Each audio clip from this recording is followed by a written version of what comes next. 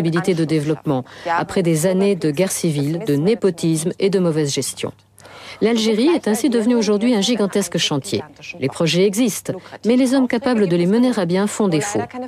En d'autres termes, la grande majorité des Algériens ne peut participer à l'essor économique de son pays, faute d'avoir reçu une formation adéquate. Un reportage de Rim Matlouti.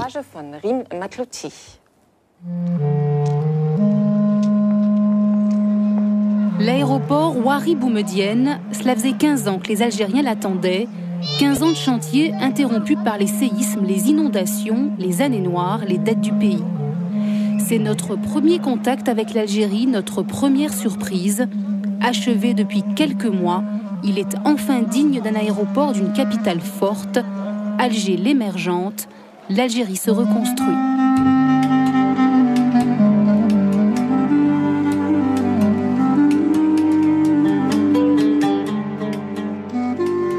Avec 70 milliards de dollars de réserves de change, soit 3 ans d'importation, l'Algérie affiche une santé financière insolente.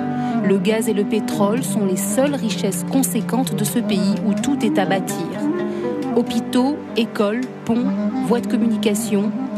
1200 km d'autoroutes d'est en ouest du pays, c'est une des priorités, un des grands chantiers en cours, un des défis du gouvernement. Régulièrement, le ministre des Travaux publics en personne supervise l'avancée des travaux.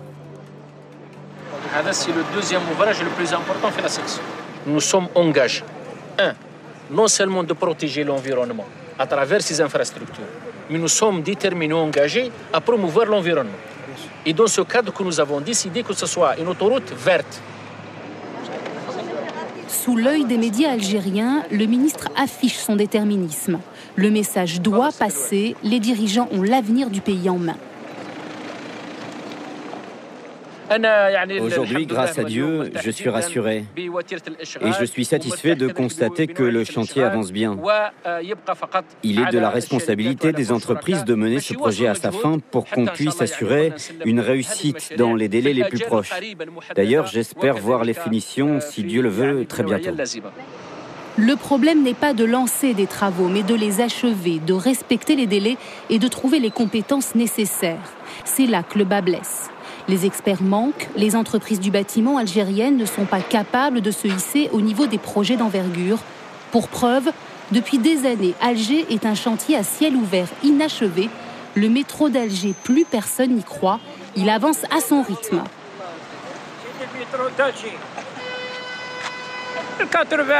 En 1980, ils ont installé le chantier là-haut. De 83 à 84, j'étais gardien là-bas.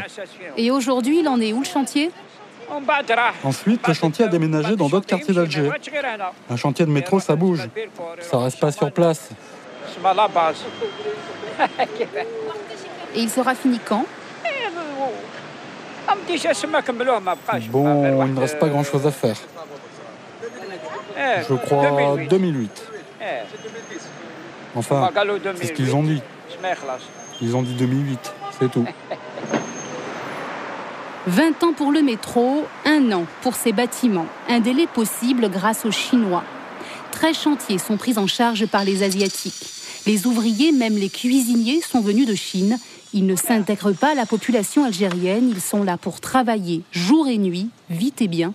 Ces bâtiments seront livrés à temps, c'est tout ce qui compte.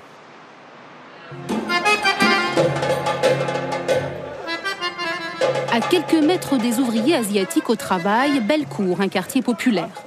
Dans les rues, on trouve de tout. Chacun gagne sa vie comme il peut. L'Ouahab a essayé de travailler avec les Chinois en vain. Aujourd'hui, comme la plupart des Algériens, il bricole.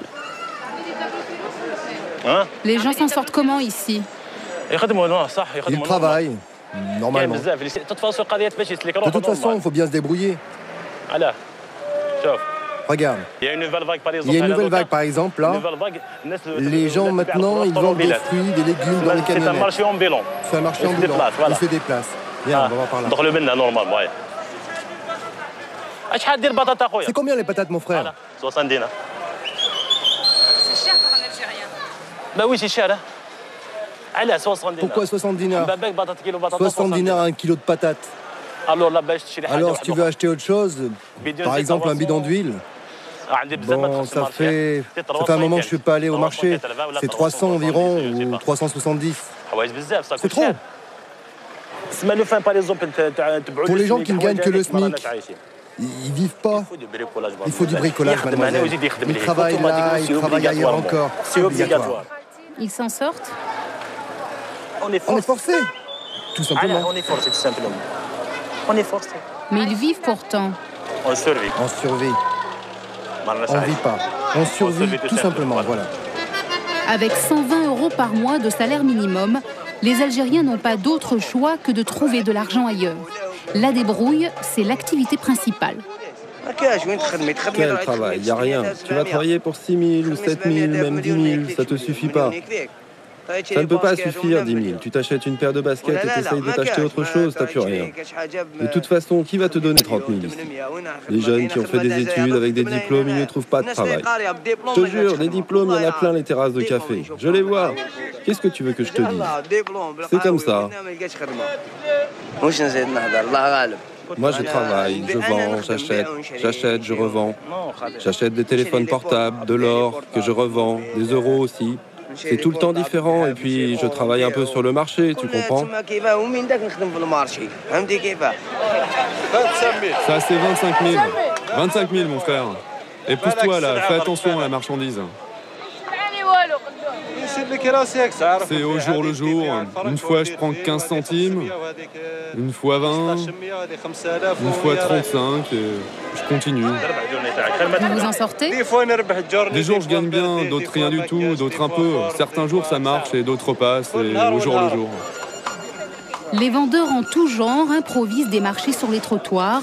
Chômage, salaire encore trop bas malgré une récente augmentation, inflation ne laisse pas d'autre alternative que de profiter de l'économie parallèle. Personne ne le cache, l'Algérie populaire avance seule. De temps en temps, Bouteflika ouvre la fenêtre. Il regarde et la referme aussi vite. Tu crois franchement qu'il ne sait pas ce qui se passe ici? Notre gouvernement, il travaille, c'est sûr. Pour lui, mais pas pour nous. Voilà, 2 pakoya. Nouri et Fazila ont 3 enfants. Nouri est technicien dans une mairie de quartier, Fazila secrétaire médicale. À 2 et sans bricolage, ils gagnent l'équivalent de 300 € par mois. Un revenu moyen qui leur permet de boucler le mois sans trop tirer sur la corde. C'est du... Plastique, oui.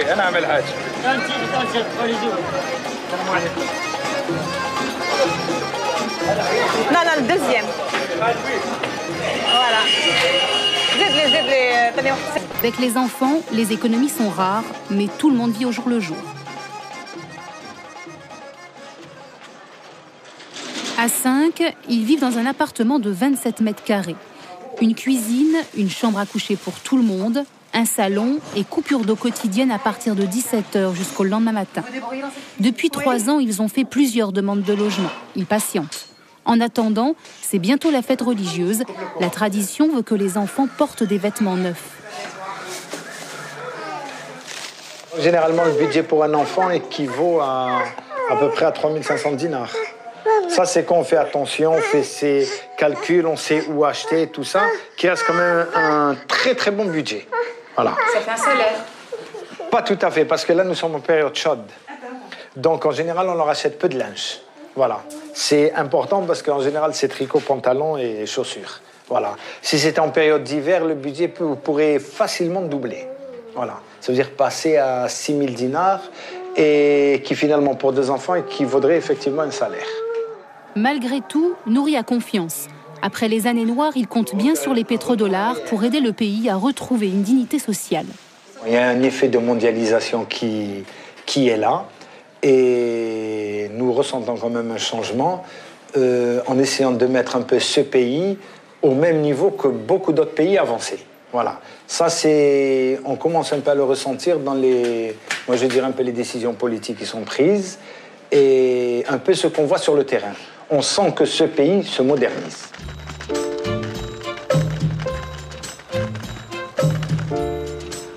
Tarek et Mayedine ont 1 an d'expérience algérienne dans les jambes. L'un est né en France, l'autre aux États-Unis. Un bac+10 en poche, les portes de l'Europe leur étaient ouvertes. C'est le retour en Algérie qu'ils ont choisi. Faute de moyens de transport, ils utilisent les taxis clandestins. Le bricolage, même eux, n'y échappent pas.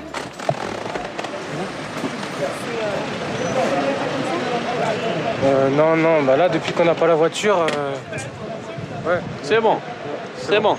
Vu que les transports en commun, c'est un peu compliqué. Donc on est obligé de se débrouiller un peu. Mais bon, ça fait partie du voyage, quoi.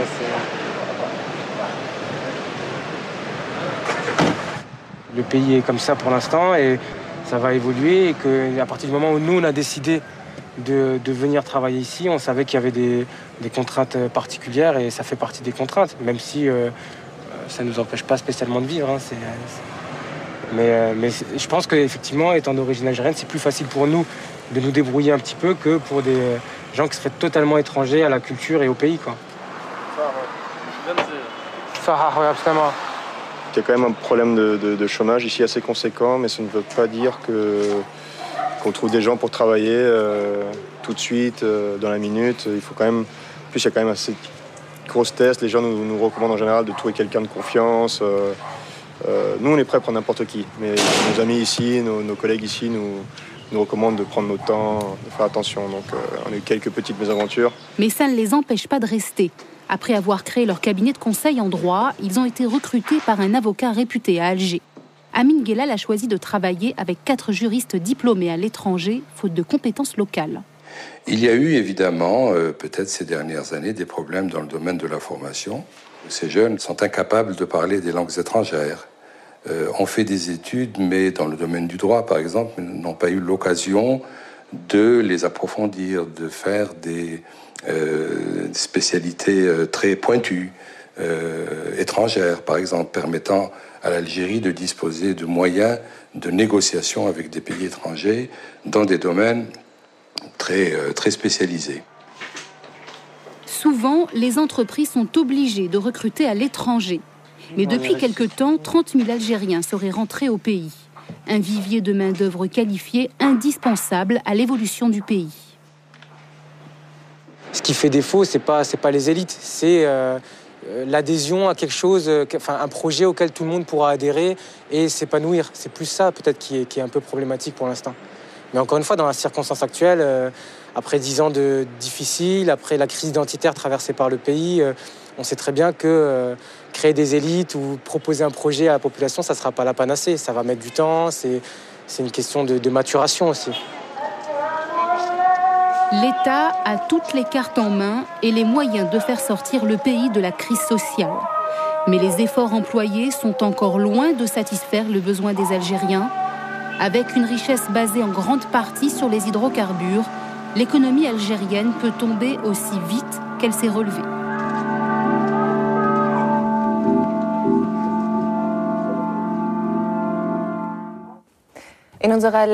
Notre dernier reportage de l'année est consacré à une région du monde dont on pouvait encore espérer, au début de 2006, que le retour d'une certaine stabilité lui permettrait de ne plus faire la une de l'actualité.